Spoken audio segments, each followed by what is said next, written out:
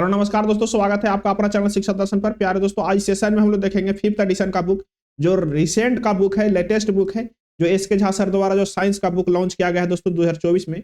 Railway संबंधी जितना भी एग्जाम है दोस्तों, उसके लिए रामबाण बुक है। ठीक है, तो आज हम लोग देखेंगे दूसरा चैप्टर जो सदिश और अदिश है। इससे पहले आपसे अनुरोध है दोस्तों कि इसका 4 वीडियो बना चुके हैं हम लोग। यूथ कंपटीशन का जो फिजिक्स का वीडियो कंप्लीट हो चुका है और इसमें चौथा वीडियो चल रहा है। तो चलिए शुरू करते हैं बिना समय गवाए। इससे पहले आपसे अनुरोध है दोस्तों कि आप इस चैनल पर नए हैं तो चैनल सब्सक्राइब करें। अगर जो इसका पीडीएफ चाहते हैं दोस्तों, तो आप टेलीग्राम ग्रुप पर जुड़ सकते हैं, जो शिक्षा दर्शन के नाम से ही टेलीग्राम ग्रुप है। ठीक है, इसका फेसबुक पेज भी है दोस्तों, आप फॉलो करके वहां पर भी जुड़ सकते हैं। चलिए शुरू करते हैं सदिश और अदिश। सदिश कहने का मतलब दोस्तों वेक्टर और अदिश कहने का मतलब स्केलर। ये दोनों क्वांटिटी है दोस्तों, दोनों क्या है, राशि है।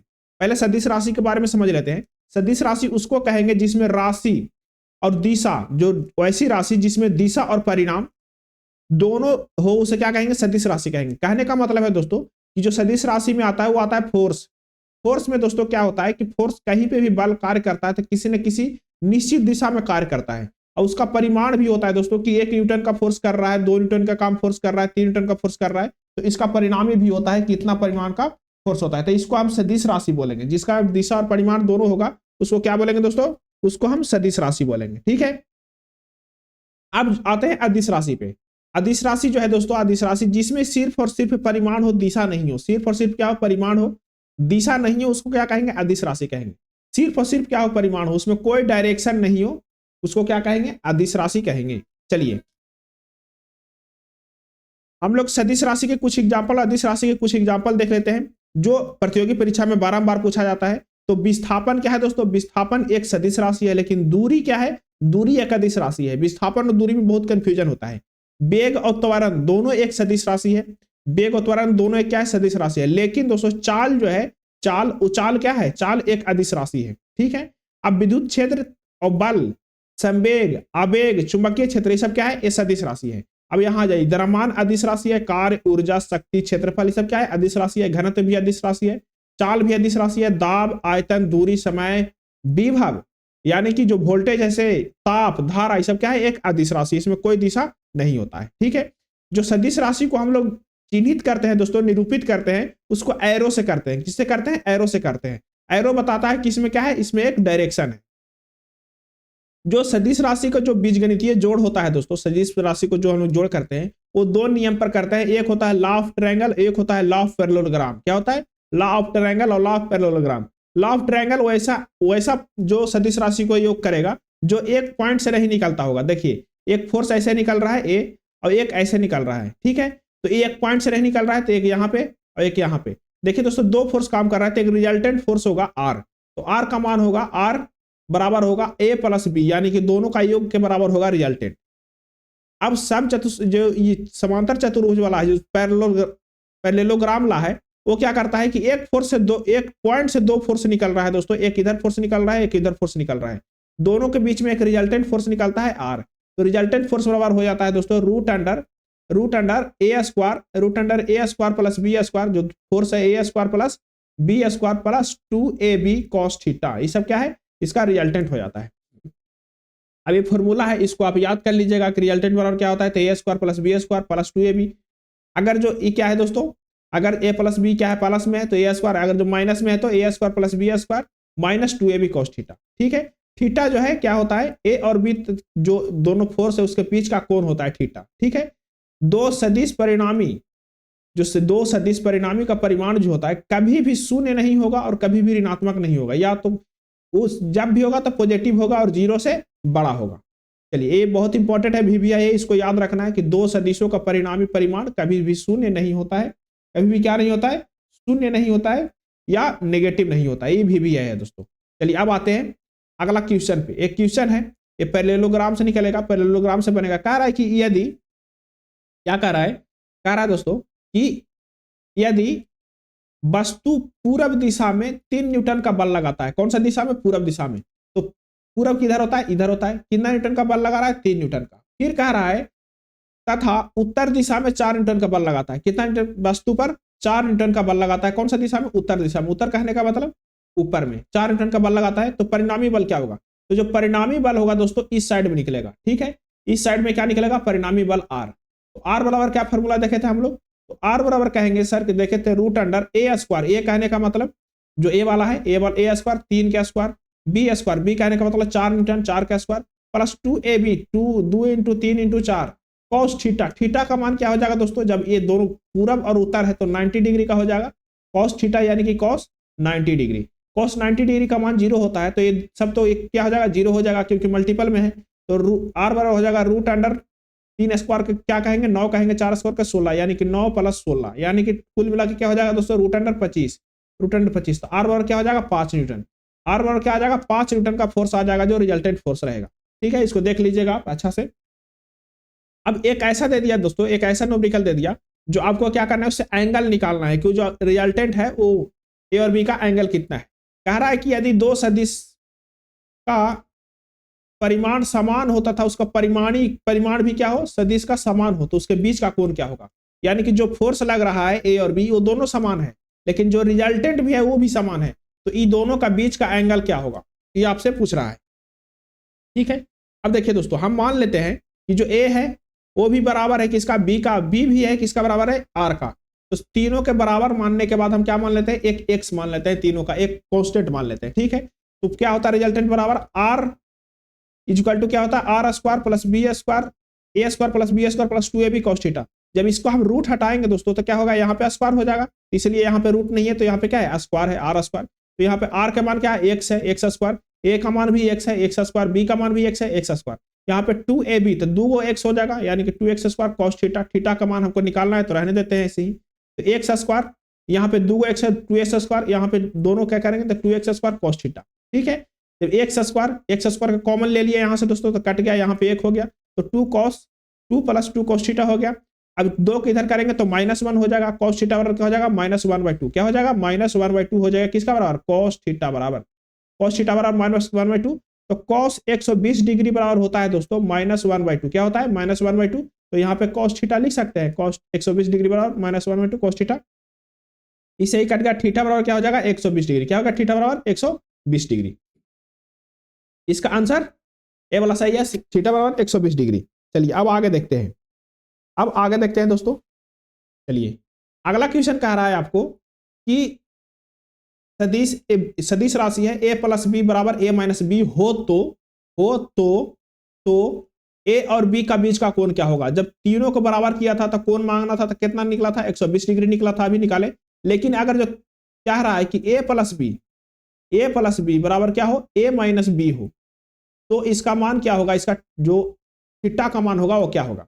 देखिए a प्लस बी का फॉर्मूला क्या होता है तो root under A square plus B square plus 2ab cos theta, कोई दिक्कत नहीं है। माइनस वाला क्या होता है तो A root under A square plus B square 2ab cos theta minus में। ठीक है, अब देखिए रूट से रूट कैंसिल, कहानी खत्म हो गया। ए प्लस बी से ए प्लस बी कैंसिल, खत्म हो गया, तो बच गया प्लस 2ab cos थीटा, ये अंदर बच गया माइनस 2ab cos थीटा।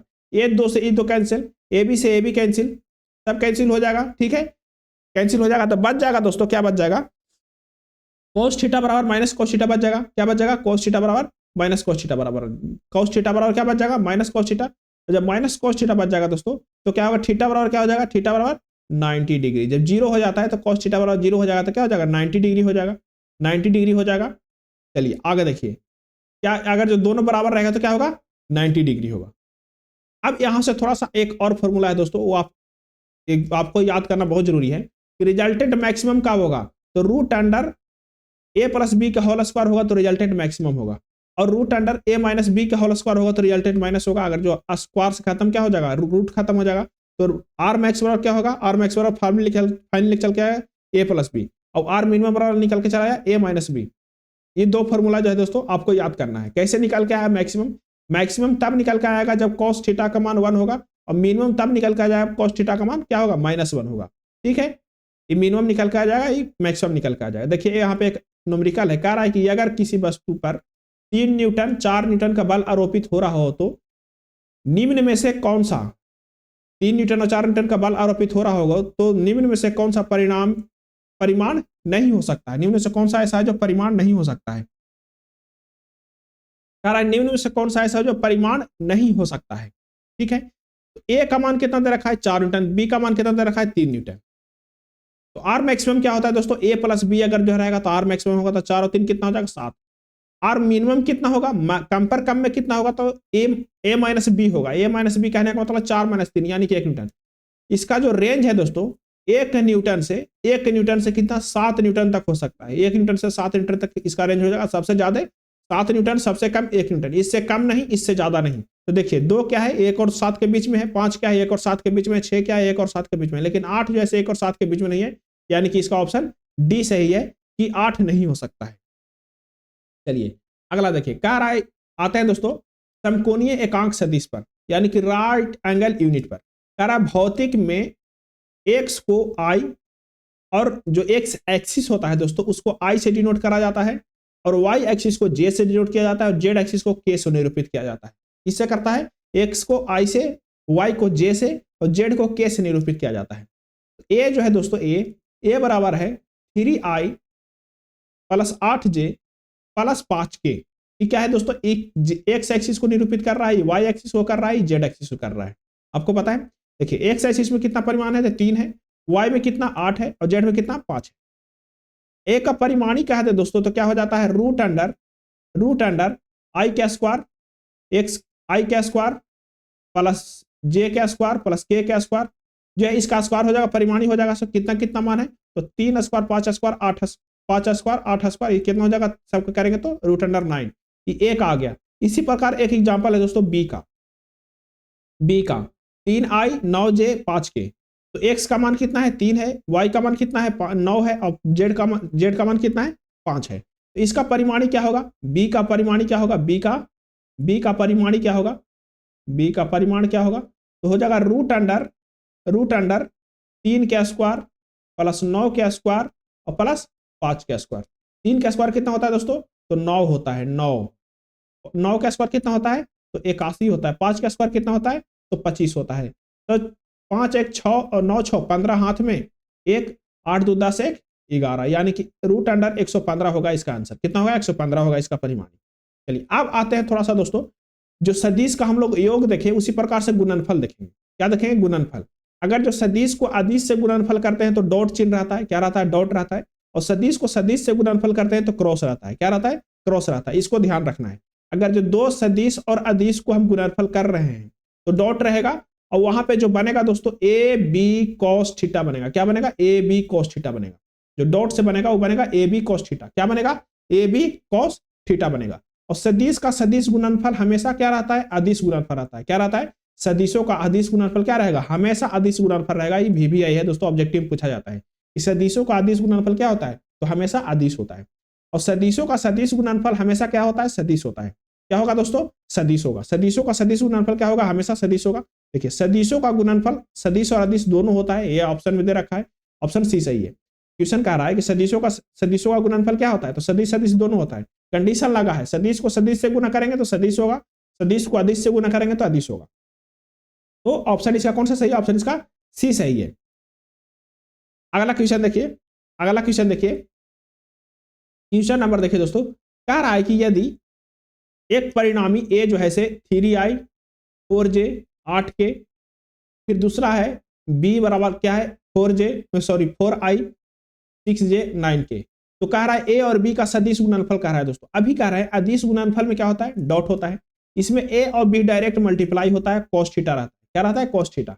अगर थीटा है तो cos थीटा, नहीं है तो डायरेक्ट मल्टीप्लाई करना है। तो ए और बी, ए का मान कितना दे रखा है, आई वाला में 3 4 और 8, इसमें क्या दे रखा है 4 6 और 9। इसको डायरेक्ट मल्टीप्लाई किए 4 × 12 6 के 24 8 9 72, यहाँ पे करके इसको ऐड कर देंगे तो ए डॉट बी का क्या हो जाएगा, मान आ जाएगा कितना 108 आ जाएगा। चलिए अगला देखिए क्वेश्चन, देखिए अगला कह रहा है कि यदि ए क्रॉस बराबर कितना दे रखा है 5i 3j 6k। अब इसको कह रहा है कि बी बराबर कह रहा है आई 2j 6k का, उसका क्या होगा, अदिश गुणनफल कर रहा है। अदिश गुणनफल में क्या होता है दोस्तों, डॉट होता है, इसमें डायरेक्ट मल्टीप्लाई होता है। तो 5 को इसमें कीजिए तो यहाँ पे क्या है, सिर्फ आई है तो यहाँ पे क्या मानेंगे, इसका 1 मानेंगे तो सिर्फ और सिर्फ 5 रहेगा। यहाँ से मल्टीप्लाई कीजिए तो -3 है, -3 को 2 से गुना करेंगे तो क्या हो जाएगा 6 हो जाएगा। क्या हो जाएगा, 6 हो जाएगा। फिर यहाँ से गुना कीजिए 6 में तो 36 हो जाएगा, यानी कि इसमें से -1 यहाँ पे 35 इसका आंसर होगा। चलिए अगला क्वेश्चन देखिए, अब कह रहा है दोस्तों, अब हम लोग देखेंगे जो न्यूमेरिकल है से, पहले तो आप इसका सारणी देख लीजिए कि आर बराबर क्या होता है, रिजल्टेंट बराबर A square plus B square plus 2ab cos theta. फिर इसके बीच का एंगल कोण के क्या बोलते हैं, थीटा को क्या बोलते हैं, ए बी का बीच का कोण का एंगल।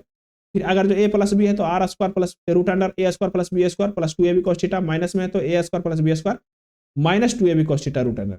इतना ये 3 फॉर्मूला आपको याद रखना है, ठीक है। अगर जो अदिश कहेगा तो डॉट रहेगा और सदिश रहेगा तो क्रॉस रहेगा, ठीक है।